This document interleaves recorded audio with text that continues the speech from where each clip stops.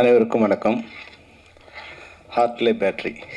நான் டைட்டில் படிக்கிறதுக்கு ரொம்ப கஷ்டப்பட்டு இருந்தேன். அந்த டைட்டில் கொடுக்கும்போது அது ஹார்ட்டில் பேட்ரியா ஹார்ட் பேட்ரியா எனக்கு புரியாமலே ரொம்ப நேரம் ட்ரை பண்ணி பேசிட்டே இருந்தேன், படிச்சுட்டே இருந்தேன். அப்புறம் இப்போ நான் பேச வரும்போது நீங்கள் சொல்லி அது ஒரு பாட்டோட வரியாக மனசில் வந்துடுச்சு. உண்மையாக ஹார்ட்டில் பேட்ரி இப்போ இனிமேல் எல்லாருக்கும் ரொம்ப ஈஸியாக இருக்கும்னு நினைக்கிறேன். இது நிகழ்ச்சி ரொம்ப புதுமையான நிகழ்ச்சி. எனக்கு நான் தான் வெப் சீரிஸில் அதுக்கான ஒரு பிரிமியர் வச்சு கலந்துக்கிற நிகழ்ச்சியில் முறையாக நாங்கள் கலந்துக்கிட்டோம் திரைப்படத்துறையிலேருந்து. அது சரண்யா எங்களுக்கு கூப்பிட்டாங்க. சரண்யா அண்ணா நீங்கள் அங்கே ஒரு நிகழ்ச்சிக்கு வரணும். எனக்கு தெரியாது என்ன நிகழ்ச்சின்னு கூட எனக்கு தெரியாது. சரி, சரண்யா உண்மையாக தானு சார் சொன்ன மாதிரி ஒரு அற்புதமான ஒரு சகோதரி. எந்த உதவினாலும் எந்த வேலைனாலும் அது இரவானாலும் பகலானாலும் ஒரு ஆண்மகன் போல் இருந்து அந்த வேலையை செஞ்சு முடிக்கக்கூடிய ஒரு திறமையான தோழமையான ஒரு பெண் அவங்க. அதனால் சரி வந்துடுறாங்க அண்ணன். இப்போ வந்தோடனே கூட வேறு ஒரு ஒர்க் இருந்தது. அண்ணா நீங்கள் 5 மணிக்கு 5:30 மணிக்கு போயிடலாங்கன்னு சொன்னாங்க. அந்த தானு சார் வராரு, நீங்கள் 5 மணிக்கு வாங்க, 5:30 மணிக்கு போயிடலான்னு.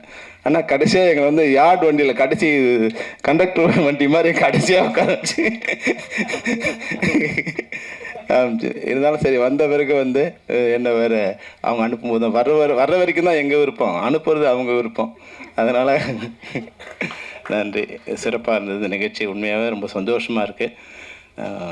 முதல்ல சரண்யா வெற்றியை சரியாக கணிப்பாங்க. சரண்யா கணிச்சா அது வெற்றியாக இருக்கும். வெற்றியாளர்கள் முதல்ல தேர்ந்தெடுத்துருவாங்க. அதனால தான் சரியாக கணிச்சு அடுத்த தயாரிப்பாளர் சங்க தலைவராக வர போகிறார் இவர் தாங்கிறத கண்டுபிடிச்சி இந்த மேடையில் கொண்டு உட்கார வச்சுட்டாங்க. அவர் பக்கத்தில் இவரையும் கமலக்கண்ணனையும் ராதாகிருஷ்ணனையும் உட்கார வச்சு இது அது நீங்கள் யாரும் புரிஞ்சிக்காமல் போயிடக்கூடாதுன்னு கவிதா கிட்ட சொல்லியிருக்காங்க. இது நலன் காக்காவனையும் நீங்கள் சொல்லிடுங்க. ஏன்னா அது வரைக்கும் யாரும் சொன்னாங்களா பாருங்கள். அது வரைக்கும் அப்புறம் இன்னும் இது யாருமே சொல்லலையேங்கிறத நினைவுபடுத்தி இப்போ கவிதா கிட்ட சொல்லி இதுமா நலன் காக்காவலின்னு சொல்லுமா. அப்புறம் அடுத்தது தேர்தல் பிரச்சாரம் மாதிரி ஆகிடுச்சு இல்லையா. ராதாகிருஷ்ணன் கிட்ட சொன்னார், அண்ணா 22ஆம் தேதி வேட்பாளர் அறிமுகம் கூட்டிருக்கு வந்துருங்கன்னு. இப்போவே வேட்பாளர் அறிமுகம் கூட்ட முடிஞ்ச மாதிரி G5 மேடையில் நீங்கள் வேட்பாளர் அறிமுகம் கூட்டத்தை நடத்தி முடிச்சிட்டீங்க. வெற்றி கூட்டமாக அமையணுங்கிறது தான் என்னோட நன்றி. உண்மையாக ஒரு சந்தோஷமாக இருக்குது. இப்போது நான் வரும்போது என்னென்னா யார் இதில் இருக்கேன் வரும்போது இப்போ நிறைய நிகழ்ச்சிகள் நாங்கள் என்ன நிகழ்ச்சின்னு தெரியாமல் தான் வருவோம். பின்னாடி ஸ்டேஜில் இருக்கிறத படித்து கொஞ்சம் மேனேஜ் பண்ணுவோம். இங்கே பார்த்தா ஒன்றுமே இல்லை, ஒன்லி G5 மட்டும் தான் இருக்குது. அதனால் ஒன்று இவங்ககிட்ட கேட்டேன், சரண்யா கிட்ட கேட்டேன், சரண்யா யார் யார் இருக்காங்க. அப்போ இந்த மேடையில் டிவியில் இருக்கிற ஓடிடி தளங்களில் இருக்கிற கண்டென்ட் மேக்கர்ஸுக்கு இல்லை ஓனர்ஸுக்கு இல்லை அதனுடைய நிர்வாகத்தில் இருக்கிற எல்லாருக்கும் ஒரு வேண்டுகோள் வைக்க விரும்புகிறேன். நான் ஒரு டெக்னீஷியனாக ஏன்னா புலன் விசாரணை முடிகிற வரைக்கும் அந்த படத்துக்கான சம்பளங்கிறது எனக்கு அந்த படத்தில் லைட்மேன் வாங்கின சம்பளத்தை விட இல்லை ப்ரொடக்ஷன் அசிஸ்டன்ஸ் வாங்கின சம்பளத்தை விட இல்லை டிரைவர் வாங்கின சம்பளத்தை விட என் சம்பளம் ரொம்ப கம்மி. ஆனால் அந்த சம்பளத்துக்காக நான் வேலை செய்யலை. இந்த படைப்பு என்னோடய படைப்பு, இது என்னுடைய கனவு. இந்த கனவுக்கான அன்றைக்கி 1 கோடி ரூபாய் அதனோட பட்ஜெட்டு. என்னோடய அப்பா அம்மா கூட என்னை நம்பி 1 கோடி ரூபாய் இன்வெஸ்ட் பண்ண மாட்டாங்க. அப்போ யாரோ ஒருத்தர் என்னை நம்பி இன்வெஸ்ட் பண்ணுறாங்க, அதுதான் என் சம்பளம் நான் நினச்சேன். அப்போ அந்த என்னுடைய கனவு படைப்பாகும்போது அதுக்குண்டான மரியாதை என்னை சேர்ந்துடும். முதல் நாள் நான் புலன் விசாரணை ரிலீஸுக்கு முதல் நாள் ஒரு 3 மாதம் வாடகை கொடுக்க முடியாத ஒரு பிச்சைக்கார தன்மை தான் என் தரித்திரமான நிலைமை. ஆனால் படம் ரிலீஸ் ஆன மறுநாள் என் வீட்டு முன்னாடி 3 கார் நின்றுட்டுருக்கு. அன்றைக்கி நான் கோடீஸ்வரன். அதுதான் அந்த உழைப்புக்கான வெகுமதி. ஆனால் இப்போ இது மாதிரியான வரும்போது G5ல இருக்கிற கௌஷிக், உங்கள் பேர் என்னால் மறக்க முடியாது, என்னோடய மகன் பேர் கௌஷிக். அதனால் உங்கள் பேரை சொன்னோன்னே நான் உங்களுக்கு இந்த வேண்டுகோள் வைக்கணுங்கிறதுக்காக உங்கள் பேரை ரிமெம்பர் பண்ண நினச்சிக்கிட்டு இருந்தேன். அது ஈஸியாக என்னோடய மகனோட பேர் இருந்தது, அதில் வச்சுட்டேன். அப்புறம் இன்னொருத்தர் VS ராகவன், பழைய VS ராகவன் பேரை கொண்டு உங்கள் 2 பேரையும் பேர் மென்ஷன் பண்ணுறேன். என்னென்னா இவங்களுக்கு உண்டான ரெகக்னைஸ் இருக்கணும். இப்போ சவுந்தரராஜன் இன்னைக்கு இவ்வளோ கஷ்டப்பட்டு கொண்டு இது படத்தை கொடுத்துருக்காரு. இது ப்ரீமியர் பண்ணும்போது சவுந்தரராஜங்கிற ஒரு டெக்னீஷியனுக்கு ஒரு ரெகக்னைஸ் கிடைக்கணும். அது பெரும்பாலான வெப் சீரிஸில் அது கிடைக்கிறதே இல்லை.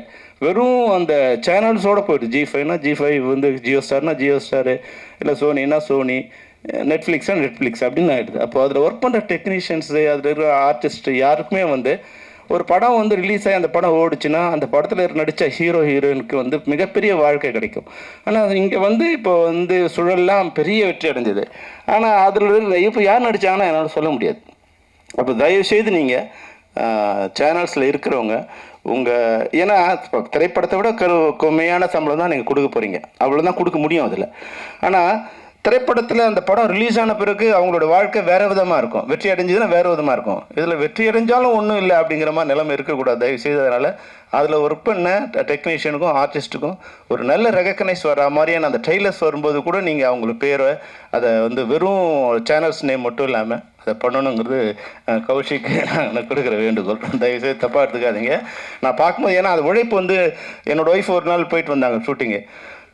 ஏன்னா பெரிய சம்பளம் கொடுத்தாங்க, ஆர்டிஸ்ட்டை வேணுங்கிறத பெரிய சம்பளம் கொடுத்தாங்க. போயிட்டு வந்தோடனே சொல்லிட்டாங்க, அம்மா நான் இனிமேல் சீரியல் நடிக்க மாட்டேன்னு. ஏன்னு இப்போ ட்ரைலாக் பேசி வாய் வலிக்குதுங்க மொத்தம், ஏன்னா பெரிய சம்பளம் மொத்த சீனை எடுத்துடணும். அப்போ ஒரு ஆர்டிஸ்ட்டுக்கே கஷ்டமாக இருக்குன்னா அந்த டெக்னீஷியன் எவ்வளோ கஷ்டப்படுறாங்க பாருங்க. அதை ஃபெஸ்டி பிரசிடெண்ட்டாக நான் போகும்போது ஒரு லைட்மேனு சாதாரண லைட்மேன் கீழே இதில் இருக்குன்றவங்க, அவங்களுக்கு திரைப்படத்தில் ஒரு சம்பளம், டிவியில் ஒரு சம்பளம்.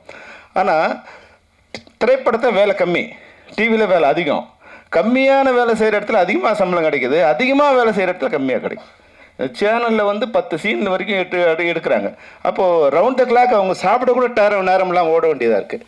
அப்போ குறைஞ்சபட்சம் அவங்களுக்கு ஒரு அங்கீகாரம் கிடைச்சா ஒரு சந்தோஷம் கிடைக்கும். அந்த சந்தோஷம் உங்களை வாழ்த்துங்கிறதால நிச்சயமாக அவங்ககிட்ட ஒரு வேண்டுகோளாக வைக்க விரும்புகிறேன். அதை நீங்கள் பண்ணி கொடுக்கணும். மற்றபடி இன்னொரு விஷயம் கூட இருக்குது. நீங்கள் சேனல்ஸில் இருக்கிறதால நாங்கள் இப்போ எங்களைன்னா செல்வமணியும் தானு சார் நாங்கள் சொல்ல வரல. இன்றைக்கி திரைப்படத்துறையில் ஒரு அங்கீகாரம் பெற்ற எங்களை வரும்போது உங்களுக்கு ஒரு அங்கீகாரம் இது கிடைக்கிறதுக்காக எங்களை பயன்படுத்தலாம். இப்போ எங்களை மட்டும் இல்லாமல் திரைப்படத்துறையில் நாங்கள் கண்டுபிடிச்சி கொண்டு வந்த ஒரு ஆர்டிஸ்ட்டையோ ஒரு டெக்னீஷியனோ நீங்கள் பிரபலியமான இருக்கவங்கள பயன்படுத்திக்கிறீங்க. அப்போது திரைப்படத்துறை கூட உங்களால் பயன்பெறணும். அப்போது திரைப்படத்துறையை நீங்கள் வாழ வைக்க வேண்டிய ஒரு இடத்துல நீங்கள் இருக்கீங்க. இப்போ முன்னாடியெல்லாம் இப்போ உங்கள் மூலமாக சேனல்ஸுக்கும் ஓடிடி தளங்களுக்கும் கொடுக்குறது என்னன்னா, முன்னாடி இங்கே வரும்போது மிக அதிகமான விலையை கொடுத்து எங்களை கெடுத்துட்டீங்க. நீங்கள் இண்டஸ்ட்ரியை கெடுத்தது நீங்கள் தான் முதல் நம்பர். நாங்களாம் கொஞ்சம் கொஞ்சமாக எங்களுக்கு கெடுத்துகிட்டே இருந்தோம். நீங்கள் என்ன பண்ணீங்க, 10 கோடி 20 கோடி இருக்கிறது நீங்கள் 40 கோடி 50 கோடி வாங்கி 100 கோடி ஒரு 10 கோடி சம்பளம் வாங்குறோம் கொண்டு போய் 100 கோடி வாங்குற மாதிரி பண்ணிவிட்டு இன்றைக்கி படத்தை வாங்க மாட்டேன்னு நிறுத்திட்டீங்க. எங்களுக்கு நஷ்டம் வந்துடுச்சு, நாங்கள் படம் வாங்கலான்னு நிறுத்திட்டீங்க. இப்போ படம் வாங்க நிறுத்திட்டு உடனே ஏறினவங்க யாரும் இறங்க மாட்டேங்கிறாங்க. எல்லாம் உச்சாணி கும்பலே உட்காந்துருக்காங்க, நாங்கள் கீழே நின்றுட்டுருக்கோம். என்னைக்காவது இறங்கி வருவாங்க, அவங்க வச்சு படம் எடுக்கலான்னு. அவங்களும் இறங்கி வர மாதிரி இல்லை. நீங்கள் ஏற்றி விட்டவங்க நீங்கள் பாட்டு கடையை சாதிட்டு நீங்கள் போய் உள்ளே உட்காந்துக்கிட்டீங்க. இப்போ நாங்கள் எங்கள் இண்டஸ்ட்ரியில் இப்போ பெரிய படங்கள் எதுவுமே இப்போ ஷூட்டிங் ஃப்ளோரில் போகிறதுக்கே கஷ்டமாக இருக்குது. அதனால் கலந்து திரைப்படத்துறையோடு கலந்து பேசி அந்த படத்தை எப்படி இண்டஸ்ட்ரி தமிழ் சினிமா நல்லா இருந்தால் தான் எல்லா சேனல்ஸுக்கும் நல்லாயிருக்கும். எங்கள் பாட்டை நீங்கள் படம் கொடுத்து போகிறீங்களோ பணம் கொடுக்காமல் போகிறீங்களோ, நாங்கள் எடுத்த பாட்டை நாங்கள் எடுத்தால் தானே நீங்கள் போட முடியும். அதனால் நாங்கள் எடுக்கிறதுக்கு உண்டான வசதியாக சேனல்ஸ்லாம் இது ஒரு வாய்ப்பாக நான் பயன்படுத்துகிறேன். G5 மட்டும் இல்லை, இது ஓடிடி தளங்கள் இருக்க எல்லாருக்குமே, அதுபோல் சேனல்ஸில் இருக்க எல்லாருக்குமே எங்களுடைய வேண்டுகோளாக வைக்க விரும்புகிறோம். தமிழ் சினிமா இன்றைக்கி மிக சிரமமான ஒரு நிலையில் இருக்குது. ஆனால் அன்றைக்கி நான் 1 கோடி பேர் பார்த்தவங்க இன்றைக்கி 10 கோடி பேர் பார்க்குறாங்க. எங்களுடைய கண்டென்ட்டை 10 கோடி பேர் பார்க்குறாங்க. பார்க்குற மீடியா மாறிப்போச்சு, மீடியம் மாறிப்போச்சு. திரையில் பார்க்கும்போது அதுக்கு உண்டான வருமானம் திரைப்பட தயாரிப்பாளர்கள் சேர்ந்துக்கிட்டு இருந்தது. இன்றைக்கி பல்வேறு வகையில் சேனல்ஸில் ஓடிடியில் இன்டர்நெட்டில் மொபைல் ஃபோனில் படம் பார்க்கும்போது அதுக்கு உண்டான வருமானம் தயாரிப்பாளர்களை முறையாக சேராதால் இன்றைக்கி இந்த வருஷம் 300 திரைப்படங்கள் இது வரைக்கும் ரிலீஸ் ஆகிருக்கு. அதில் 15 தயாரிப்பாளர்கள் தவிர மீதி 285 பேர் லாஸ். அதில் 250 பேர் புது தயாரிப்பாளர்கள். இவங்க போயிட்டாங்க. இப்போ நாங்கள் எங்கள் அசிஸ்டன்ட் டைரக்டரோ எங்கள் மேனேஜரோ ஊரெல்லாம் வலை வீசி நாங்கள் கொண்டு வருவோம். அடுத்த வருஷத்துக்கு ஒரு 300 பேரை கொண்டு வருவோம். வருஷம் நாங்கள் தேடி கொண்டு வருவோம். ஒரு 300 பேரை கொண்டு அவங்கள பலி கொடுத்து அது இண்டஸ்ட்ரிக்கு படம் எடுத்துகிட்டே இருப்போம். அந்த மாதிரி நிலைமை இல்லாமல் எடுத்த ப்ரொடியூசரே எடுத்துக்கிட்டு இருந்தால், நான் 90 நான் படம் எடுத்தேன். நான் 16 படம் ப்ரொடியூஸ் பண்ணேன். 91 ஸ்டார்ட் பண்ணேன், 2004 நிறுத்திட்டேன். இனிமேல் இது இண்டஸ்ட்ரி ரொம்ப அபாயகரமான ஒரு இதுவாக இருக்குது அப்படின்னு நான் நிறுத்தேன். தானுசாலாம் எப்படி படம் எடுக்கிறாரு எங்களுக்கு தெரியல, லைக்கெல்லாம் எப்படி படம் எடுக்கிறாங்கன்னு தெரியல. ஒரு ரிஸ்க், அதை முன்னாடி ரிஸ்க் இருந்தது, ஒரு 50% ரிஸ்க் இருந்தது. இப்போ 200% ரிஸ்க் இருக்குது. ஃபர்ஸ்ட் காப்பி 5 கோடினா நஷ்டம் 10 கோடி ஆகிடுது. அதனால் அதை எல்லாருமே ஷேர் பண்ணிக்கிற மாதிரி ஒரு நிலைமை ஒரு 16 படம் நான் என்னால் ப்ரொடியூஸ் பண்ண முடியுது. ஆனால் இன்றைக்கி வர ஒரு ப்ரொடியூசர் ஒரு படத்தோடு தான் போகிறாங்க. என்றைக்கு அந்த படம் எடுக்கிற ப்ரொடியூசர் அடுத்த படமும் எடுக்கக்கூடிய வாய்ப்பை இந்த இண்டஸ்ட்ரி உருவாக்கி கொடுக்குதோ அப்போ தான் அது இண்டஸ்ட்ரியாக மாறக்கூடிய வாய்ப்பு இருக்குது. இப்போ நான் ஏன் சொல்கிறேன்னா, தயாரிப்பாளர்கள் நல்லா இருந்தால் தான் தொழிலாளர்கள் நாங்கள் நல்லா இருக்க முடியும், நீங்கள் ஓடிடி தளங்கள் கூட நல்லா இருக்க முடியும். நீங்களே எல்லாத்தையும் ப்ரொடியூஸ் பண்ண முடியாது. எல்லா இதுவும் ப்ரோக்ராமும் நீங்கள் ப்ரொடியூஸ் பண்ண முடியாது. அங்கே தயாரிப்பாளர்கிட்ட நீங்கள் பேப்பர் வியோ இல்லை பணம் கொடுத்தோ ஏதோ ஒரு வாங்குறீங்க. அப்போது இது கலந்து பேசி உங்களை மட்டும் சொல்கிறதா நினைக்காதுங்க கௌஷிக். இந்த சம்மந்தப்பட்ட எல்லாருமே, ஏன்னா இப்போ வந்து புதுசாக தலைவராக வரப்போகிறார் குமரன், தமிழ் குமரன், நீங்கள் உங்களுக்கு ஒரு பெரிய ரெஸ்பான்சிபிலிட்டி இருக்குது. நீங்கள் ஒரு சுனாமி வந்த பிறகு நீங்கள் வந்து பதவிக்கு வர போகிறீங்க. இப்போ வந்து இந்த ஓடிடி வந்து படம்லாம் வாங்குறத நிறுத்திட்டாங்க அப்படிங்கிற ஒரு நிலைமை வந்த போதும் நீங்கள் இந்த தலைமை பதவிக்கு வர பொருளில் இருக்கீங்க. அதனால் உங்களுக்கு ஒரு பெரிய கடமை காத்திருக்கு. அந்த கடமையை இந்த நேரத்தில் நினைவுபடுத்தி, இப்போ ஹார்ட்லை பேட்டில் நடித்தவங்க எல்லாருமே வந்து அந்த ட்ரெய்லர் பார்க்கும்போது ஒரு பியூட்டிஃபுல்லாக இருந்தது. இப்போ வந்து உண்மையாக வந்து இந்த மீட்டரை வச்சுட்டு இருந்தால் என்னாலாம் கல்யாணம் பண்ணியிருப்பேன்னு சொல்ல முடியாது. நம்ம ஒன்று ரோஜா கையில் கொண்டு வந்துட்டு இந்த வச்சுட்டு என்னங்க பேட்டரியை கை வச்சு பாருங்கள், எனக்கு இல்லை என் பேரை சொல்லு, மீட்ரு ஓடுதா இல்லையான்னா நிறைய பேரோட கல்யாணம் நடந்தே இருக்காது. எல்லாரும் வந்து ஏதோ ஒன்று போய் அதை சொல்லி தான் ஏமாற்றி தான் கல்யாணம் பண்ணியிருப்போம், லவ் பண்ணியிருப்போம். லவ் பண்ணும்போது இதை சொல்கிறது எல்லாமே பொய்யாக தான் இருக்கும். உனக்காக நான் காத்திருப்பேன், உனக்கு எல்லாமே பொய் தான். உண்மை வந்து கல்யாணத்துக்கு பிறகு தான் ஸ்டார்ட் ஆகுது. கல்யாணம் வரைக்கும் வந்து காதலிக்கும் போது ஆணும் போய் சொல்லுவான், பொண்ணும் போய் சொல்லுவான், நீ தான் உலகத்தில் அழகின்னுவான், நீ இல்லைன்னா நான் வாழவே முடியாதுன்னுவான். அப்போ கல்யாணம் பண்ண ஒரு சொத்தா, நீ செத்தாதாண்டி நான் ஒரு நிம்மதியாக இருக்க முடியும். என்ன அதை வந்து அந்த மீட்ரு இருந்திருந்தா வந்து கல்யாணத்துக்கு முன்னாடியே வந்து அந்த மீட்ரு வச்சு எவ்வளோ பர்சன்ட், 74%, சரி ஓகே பாஸு, 40% தான் இருக்கா, வந்து ஆவரேஜாக இருக்குது வச்சுக்க, நீ அடுத்த ஆளை பார்க்குறேன் நான், அவன் 50% வருது, குறைஞ்சபட்சம் 50% வருதான்னு பார்த்துருக்கலாம். நீங்கள் வந்து எங்கள் அதாவது சிவானி இந்த பேட்டரியை வந்து கொஞ்ச நாள் முன்னாடி கண்டுபிடிச்சிருந்தா நிறைய கல்யாணம் இன்னும் போயிருந்திருக்கும். அந்த வகையில் இன்னொரு பேட்டரியை அடுத்து யாராவது கண்டுபிடிச்சா நல்லாயிருக்கும். என்ன பேட்டரின்னா, பேசும்போது உண்மை பேசுகிறானா போய் பேசுகிறானா, அப்போ இந்த மேடையில் எவனையும் பேச முடியாது. இந்த படம் வெற்றி அடைந்து 100வது நாள் வெற்றி விழாவில் நாங்கள் வந்து உங்களை சந்திக்கிறோம் அப்படின்னு சொல்ல, ஏய் மீட்டில் கை வைட்டாங்க, ஏன்னா ஓடாத படத்துக்கு எங்கே நான் வாழ்த்துறது உங்களை அப்படிதான் வந்து பேச வேண்டியிருக்கோம். நல்ல வேலை சதாசிவம், இந்த பேட்டரி இந்த மீட்டரை மட்டும் நீங்கள் கண்டுபிடிச்சிடாதீங்க, இந்த படத்தோடு நிறுத்துறீங்க. அப்போ தான் நிறைய காதல் வந்து கல்யாணத்தில் முடியும், இல்லைன்னா எந்த காதலும் கல்யாணத்தில் முடியாது. ரொம்ப அழகாக வந்து படிச்சிருக்கீங்க. அப்புறம் வந்து ஹீரோயின் பேரை நிறைய தடவை ரிப்பீட் பண்ணி சொல்லணும்னு நினச்சா சொல்ல முடியல. பாட்டினியா பாட்டினியா இல்லை பாட்டினியா அப்படின்னு. Very good. அது மாதிரி வந்து குரு வந்து நல்லா பேசினார், தன்னுடைய சகாக்கழகாவும் பேசினார்.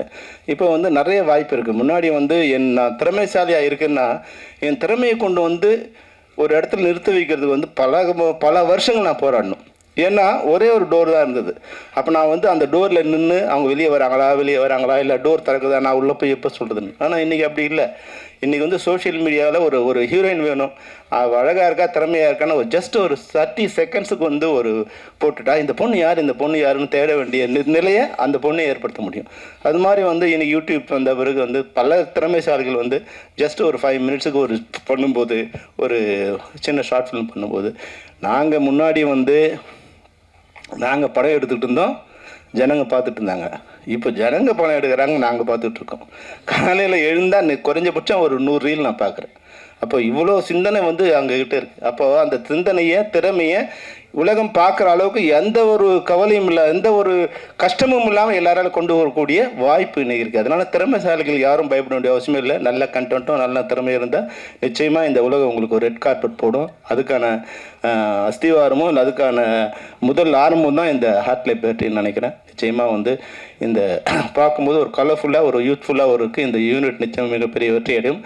இந்த மேடையில் நான் சொன்ன விஷயத்தை கௌஷிக்கும் விஎஸ் ராகவனும் நீங்கள் மனசில் வச்சுக்கிட்டு இந்த முதல் கட்டமாக உங்கள் இனிமேல் G5ல வர எல்லா டெக்னீஷியனும் எல்லா ஆர்டிஸ்ட்டும் அதனால் வந்து பணத்தில் மட்டுமல்ல புகழிலும் அவங்க வந்து பேர் அடையணும், பிரபலம் அடையணும். அதுக்கு நீங்கள் உதவி செய்யணும்னு கூறி அனைவரையும் வாழ்த்தி, சரண்யாவுக்கு இது ஒரு சரண்யாவோட சன் வந்து உண்மையிலே எட்வர்டு வந்து ஒரு சாங் அனுப்பிச்சிருந்தார் எனக்கு ரொம்ப 1 இயர் முன்னாடி. ஃபென்டாஸ்டிக்காக இருந்தது. யாருன்னு கேட்டேன், என்னோட சன்னு சார்னார். உண்மையாக எட்வர்ட், யூ டெஃபினட்டாக நீ வந்து மிகப்பெரிய ஒரு மியூசிக் டைரக்டராக வருவேன். இந்த மேடையில் உன்னையும் வாழ்த்து விடைபெறுகிறேன். நன்றி, வணக்கம்.